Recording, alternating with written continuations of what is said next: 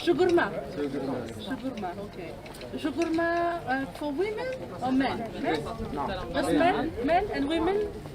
They don't wear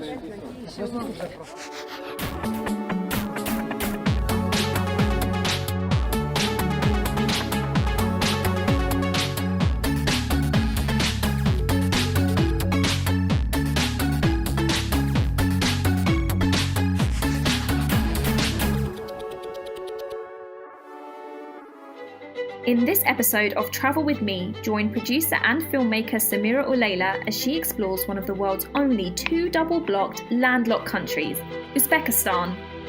Situated in Central Asia and once known as the world's superhighway for being at the very heart of the Silk Road, this country is rich in history, tradition, and Islamic architecture.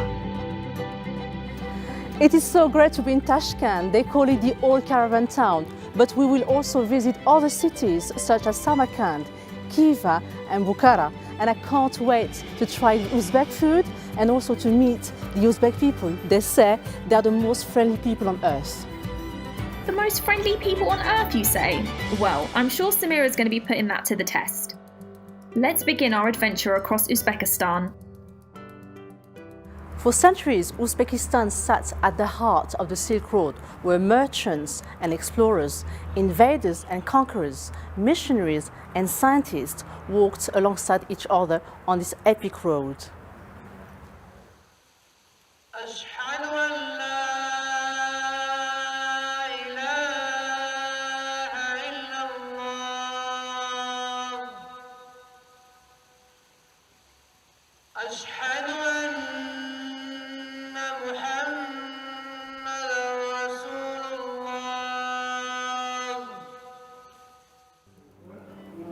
It is an amazing feeling to be here in Tashkent in one of the mosques. I have just listened maybe half an hour ago to the azan, the call to pray, and I felt so touched, so emotional. It's so beautiful and so pristine. This is a unique feeling that we have here in Uzbekistan when we come to visit Tashkent and their museums and mosques. I don't have the words, I feel really touched and so happy to be here. Samira may not have the words or remember the name of the mosque, but seeing as it's one of 225 mosques in Tashkent alone, I'll let her off.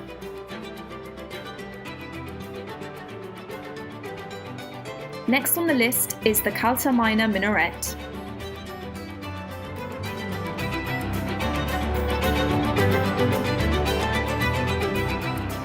Here I am at the feet of a famous minaret called the Kalta Minaret, which was built in 1851 by Mohammed Amin Khan with the purpose to see Bukhara all the way through from this minaret. Sadly, Mohammed Amin Khan died in 1855 and he never finished the tower.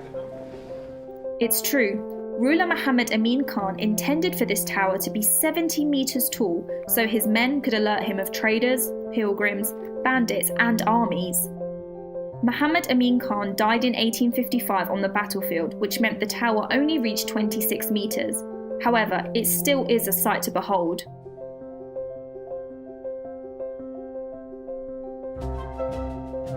In fact, the minaret is covered with glazed tiles and mayolaka, which is the same vivid blue it was in the 1850s.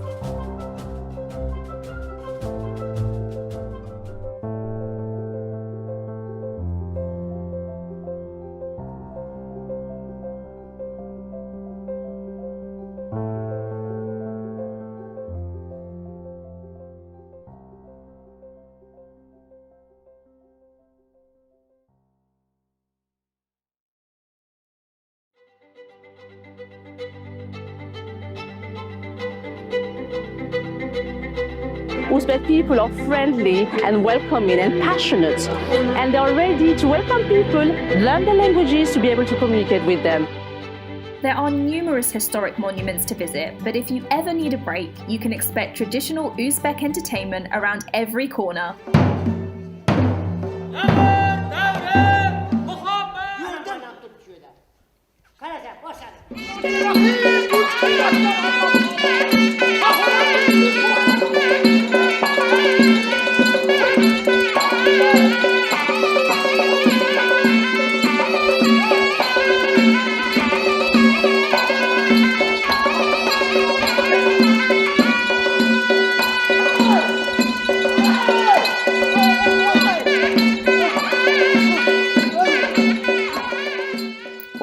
They look impressed.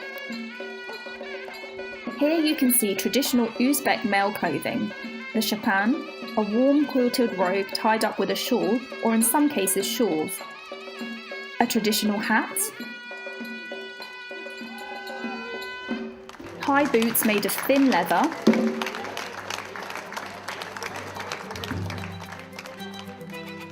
Oh, and speaking of traditions, I think it's time for tea.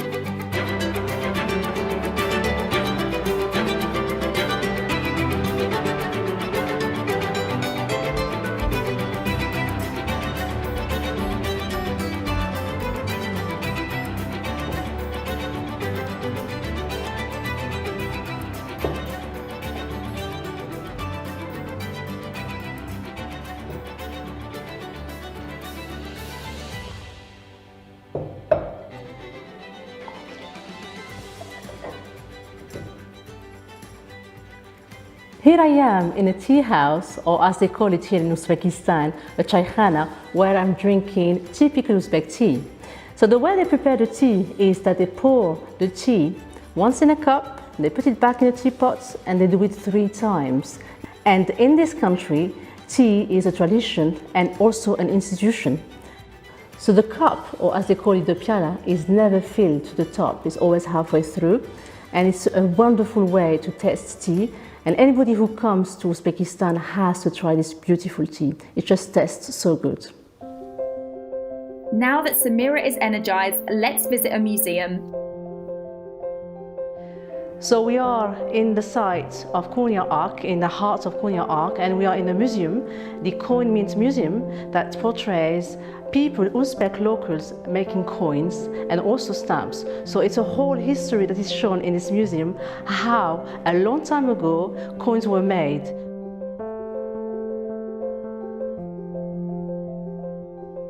And we also have the traditional costumes that men wore and still are wearing. Actually, you've got to know about the kurguma hat, which is a hat worn during winter, because winter here goes really hard. It can get to -20 or 25. So people need to warm themselves, or they wear those kind of hats and very warm coats. Uzbekistan is the 56th largest country in the world by land area. So as you can imagine, there's still so much of this country to discover.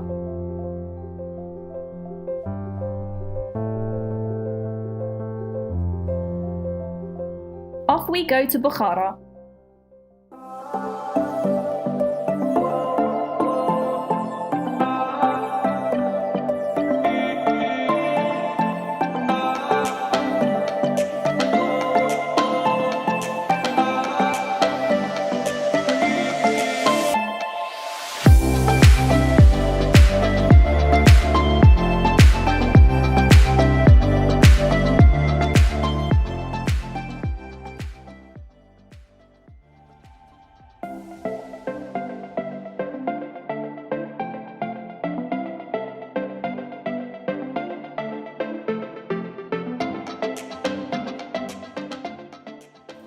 When you come to Bukhara and visit the old city, you will not miss this beautiful and imposing monument behind me called the Mir Arab Madrasa.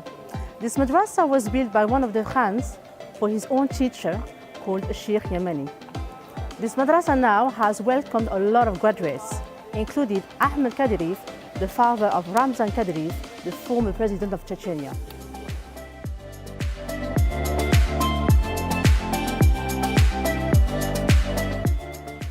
Here I am inside the Mir Arab Madrasa, a very intimate and beautiful place, and I was very lucky because they let me in and film it, so it is a big privilege. In the Soviet era, the Mir Arab was the only madrasa allowed to operate. And Samira wasn't joking when she said it's a true privilege to be able to film in the Mir Arab. Even now, the inner courtyard is only occasionally open to visitors. No trip to Uzbekistan would be complete without a visit to the bazaars and seeing tradesmen and women at work.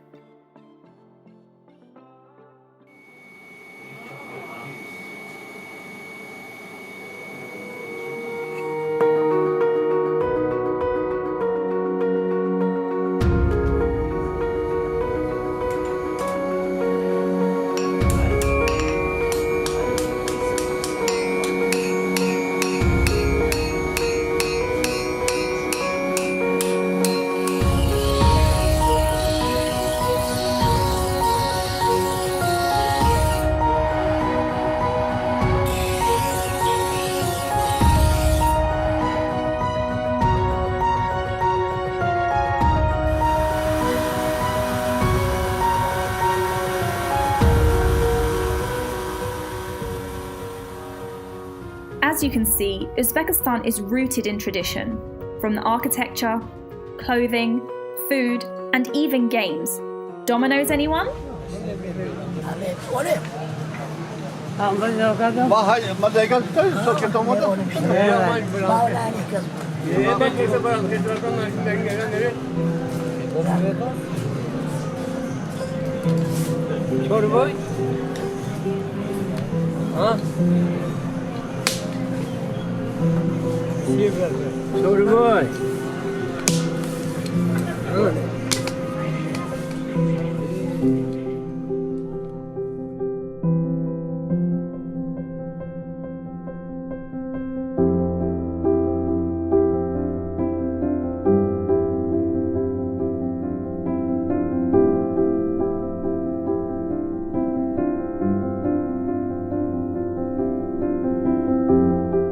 Three-quarters of Uzbekistan's population are Muslim, but what many people don't know is about the Jewish community who live in Uzbekistan.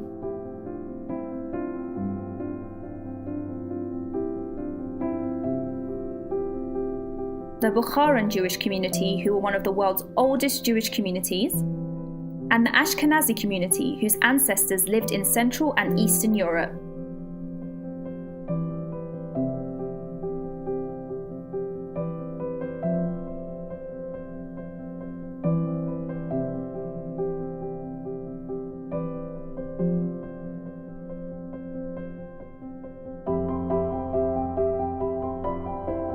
Today, the Jewish community in Uzbekistan is a lot smaller, but you're likely to see beautiful synagogues like these on your travels.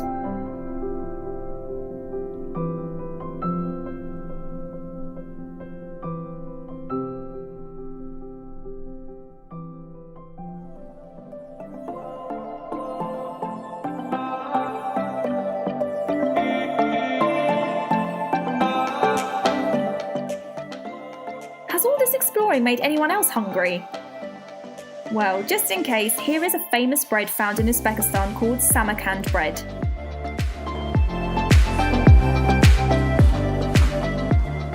Samarkand bread is really famous for many reasons.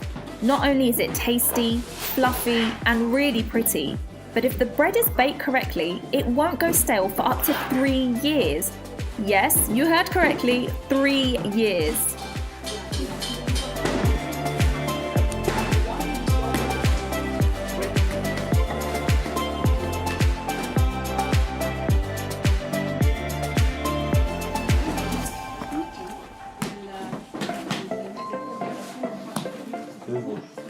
The bread is baked in a deep clay oven, deep enough to worry about this man falling in.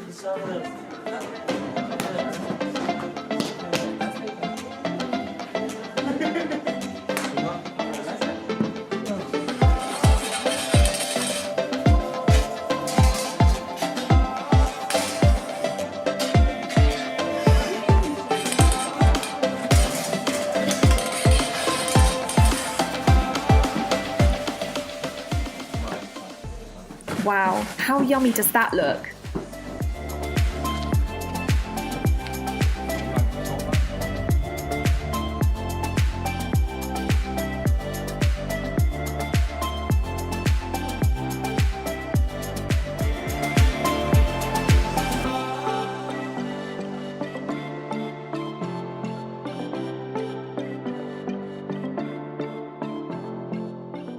One thing Uzbekistan promises you is a chance to learn.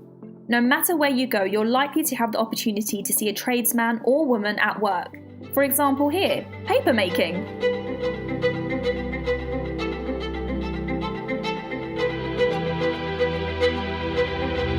If you're an explorer and enjoy walking, this really is the place for you.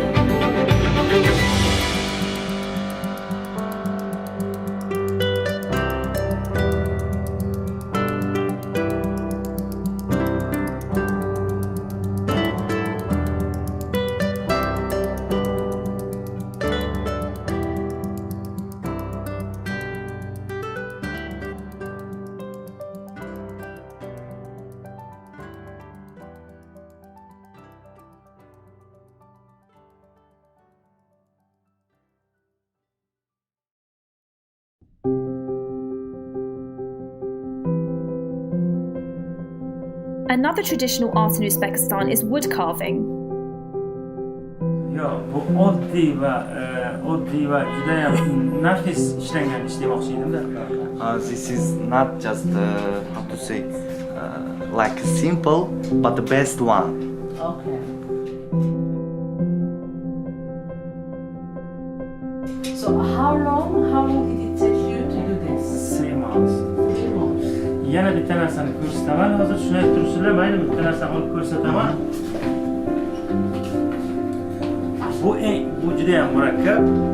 This is the most complicated. 4 qavat. It's 4 layers. It's 1, 2nd, 3, 4 layers. 4 layers? I hope Samira is bringing me something back.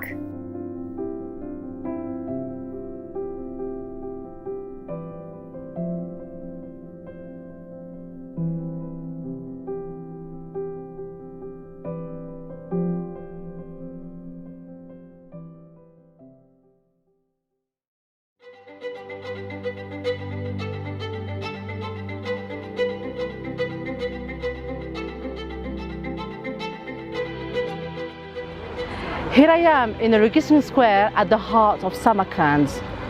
Restored to its original splendor, it ranks first in Central Asia and is one of the most beautiful works in the Islamic world. Registan Square is as beautiful and as imposing as the Taj Mahal in India.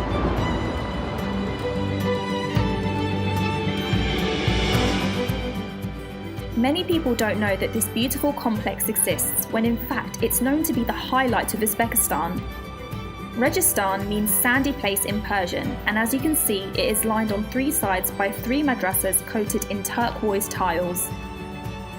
The square is a reminder of the Timurid Renaissance and one of the most beautiful Islamic architectures in the whole world.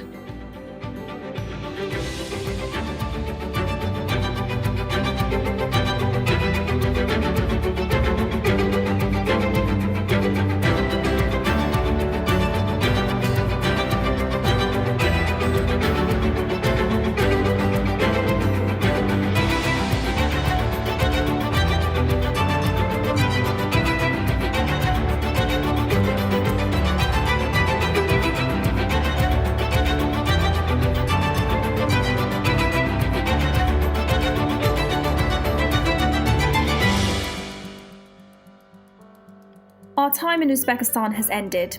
We have seen culture, learned about history, experienced traditional foods, and as Samira mentioned before, we met some of the friendliest people on earth.